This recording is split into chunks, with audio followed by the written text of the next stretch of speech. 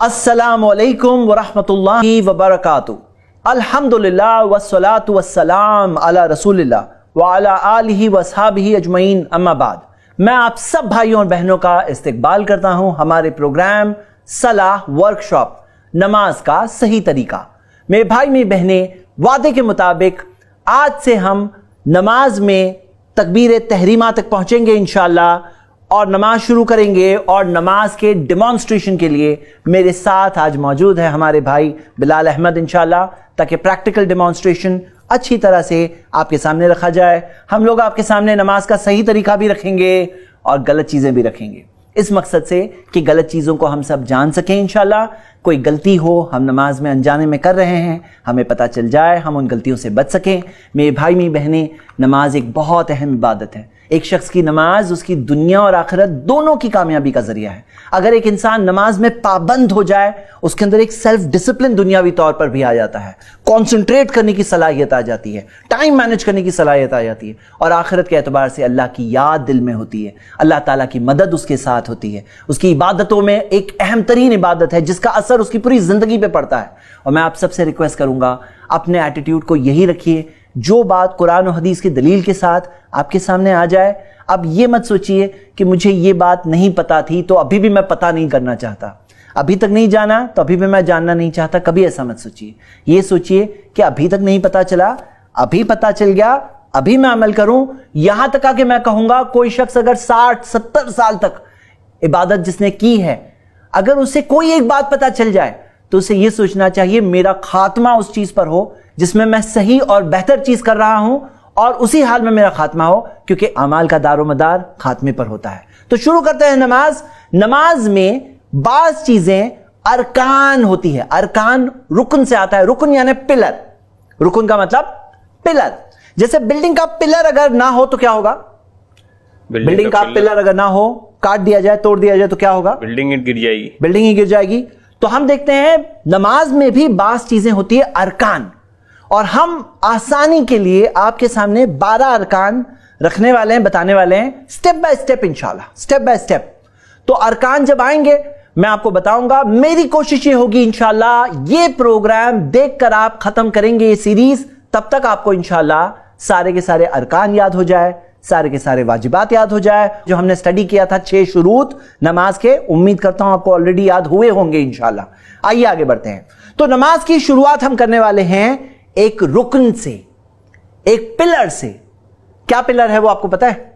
सबसे पहले तकबीर तहरीमा। बिल्कुल सही जवाब। तकबीर तहरीमा किसे कहते हैं? अल्लाहु अकबर को कहते हैं। अल्लाहु अकबर कहना। और तकबीर तहरीमा को तकबीर तहरीमा कहते ही इसलिए है कि उसके बाद में सारी चीजें हराम हो जाती है। मतलब क्या, तकबीर तहरीमा कहने के बाद आप कोई काम करके आ सकते हैं, कोई चीज कर सकते हैं, कोई फोन उठा सकते हैं, किसी से गुफ्तगू कर सकते हैं, खाना खा सकते हैं, बातचीत कर सकते हैं? नहीं कर सकते। कुछ नहीं। तो वो सब चीजें क्या हो गई?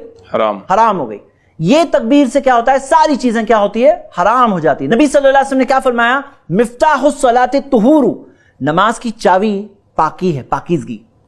व तहरीमुहा तकबीरु, हराम करने वाली चीजें तकबीर है। जो तकबीर तहरीमा से सारी चीजें हराम हो जाती है। व तहलीलुहा तस्लीमु, हलाल करने वाली चीज क्या है? सलाम है।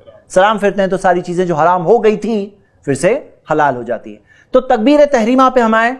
और बहुत सारे लोगों को मैंने सवाल एक बार पूछा था, मैं कोर्स ऑनलाइन भी पढ़ाता हूं, मैंने पूछा कि जरा ये बताओ कि क्या चीज के बाद सारी चीजें हराम हो जाती है?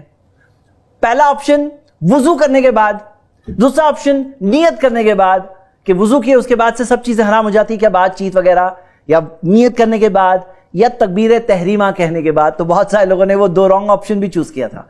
तो हराम करने वाली चीज क्या है? तहरीमुहा तकबीरु, ये तकबीर जो है ये है हराम करने वाली चीज। तकबीर तहरीमा के बाद क्या?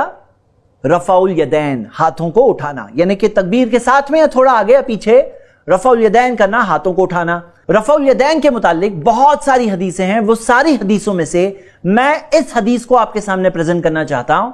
हदीस आपकी स्क्रीन पर है, आप देख सकते हैं। नाफे जो ताबई है वो बयान करते हैं, अब्दुल्ला इब्न उमर सहाबी रसूल, उनके मुतालिक रदियल्लाहु अन्हुमा, कि उन्होंने नमाज पढ़ी, कब्बरा यानी तकबीर तहरीमा कही, व रफा यदैहि, और हाथों को उठाया, व इज़ा रका, जब रुकू किया तब भी रफा यदैहि, अपने हाथों को उठाया, وَإِذَا قَالَ سَمِعَ اللَّهُ لِمَنْ حَمِدَهُ، جب کہا سمیع اللہ لمن حمدہ رفع یدیہ تو اپنے ہاتھوں کو اٹھایا، وَإِذَا قَامَ مِن رَكْعَتَيْن رفع یدیہ، جب 2 رکعتوں سے کھڑے ہوئے تو پھر سے رفع الیدین کیا، ہاتھوں کو اٹھایا۔ وَرَفَعَ ذَلِكَ ابْنُ عُمَرَ إِلَى النَّبِي صلی اللہ علیہ وسلم، ابن عمر نے اس چیز کی نسبت نبی صلی اللہ علیہ وسلم کی طرف کی، یعنی کہ کہا کہ نبی صلی اللہ علیہ وسلم نے ایسے کیا۔ اب یہ حدیث میں نے خاص اس لیے بتایا کیونکہ بعض لوگ یہ کہتے ہیں کہ رفع الیدین پہلے ہوا کرتا تھا پھر بعد میں منسوخ کر دیا گیا۔ تو آپ بتائیے اگر کوئی چیز منسوخ کر دی گئی ہوتی تو کیا صحابی رسول تابعی کو وہ کر کے بتاتے؟ مطلب جو چیز کینسل ہو گئی، جیسے مثال کے طور پہ قبلہ پہلے کیا تھا؟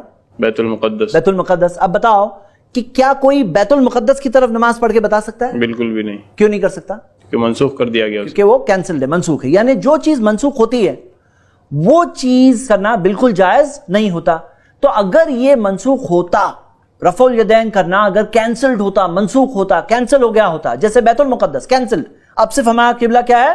مسجد حرم مکہ، تو ابھی کوئی بیت المقدس کی طرف، یروشلم کی طرف نماز پڑھ سکتا ہے؟ نہیں پڑھ سکتا، کیونکہ وہ منسوخ ہے۔ تو اگر یہ منسوخ ہوتا تو صحابی رسول تابعی کو بالکل کر کے نہیں بتاتے۔ اس سے کیا پتا چلتا ہے؟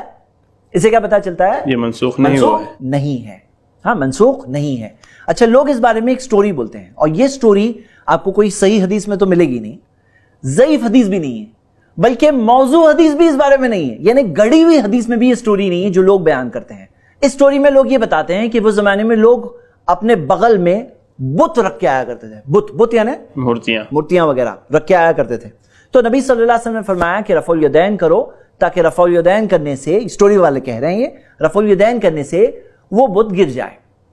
اب میرے پاس یہاں ایک چھوٹی سی ڈبی ہے، کوئی بت نہیں بلکہ ایک چھوٹی سی ڈبی ہے، آپ ذرا یہ اپنے بغل میں رکھ کر ابھی رفع الیدین کرو، دیکھ رہے ہیں آپ لوگ رفع الیدین کرنے سے کیا وہ ڈبی گر رہی ہے؟ اچھا ذرا ایسا کرو اور ایک بار کرو، نیچے کر کے پھر سے کرو، دیکھ رہے ہیں آپ لوگ، یہ دیکھیے یہیں پہ ہے، کچھ نہیں گر رہی ہے۔ ذرا ایسا کرو، 4-5 بار کرو، فٹافٹ، فاسٹ 4-5 بار کرو، گر رہی ہے۔ اور یہ تو چھوٹی سی ڈبی ہے، ٹائٹ ہو گئی ہے، اور بلکہ ٹائٹ ہوتی جا رہی ہے، اور بلکہ اگر کوئی مورتی بڑی ہوتی تو اور گرنے کے کم چانسز ہوتے ہیں۔ آپ خود سوچو اس سٹوری کی کیا حیثیت ہے، اور ذرا یہ بھی سوچو کہ اگر کسی کو لانا ہوتا تو کہاں رکھ کے آنا زیادہ ایزی، مطلب کہاں رکھ کے آنا زیادہ ایزیئر ہے؟ آپ سوچو کسی کو لانا ہوتا تو کہاں لاتا؟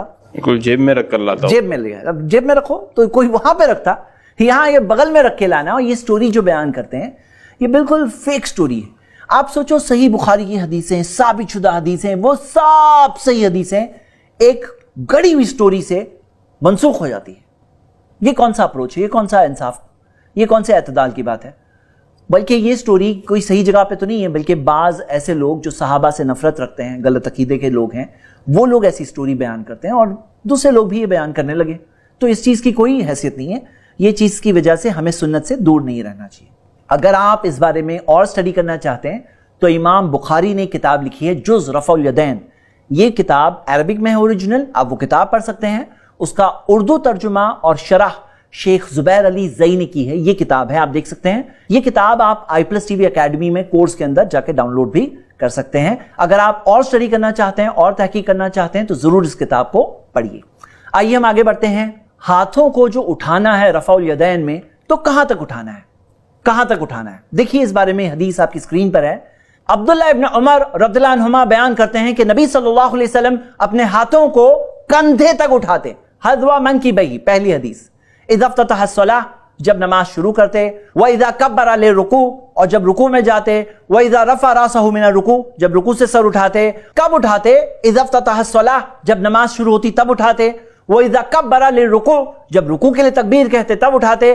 وَإِذَا رَفَعَ رَأْسَهُ مِنَ الرُّكُوعِ، جب رکوع سے سر اٹھاتے۔ رَفَعَهُمَا كَذَلِكَ أَيْضًا وَقَالَ سَمِعَ اللَّهُ لِمَنْ حَمِدَهُ، جب سمع اللہ لمن حمدہ کہتے تب نبی صلی اللہ علیہ وسلم اپنے ہاتھوں کو اٹھاتے 3 موقع۔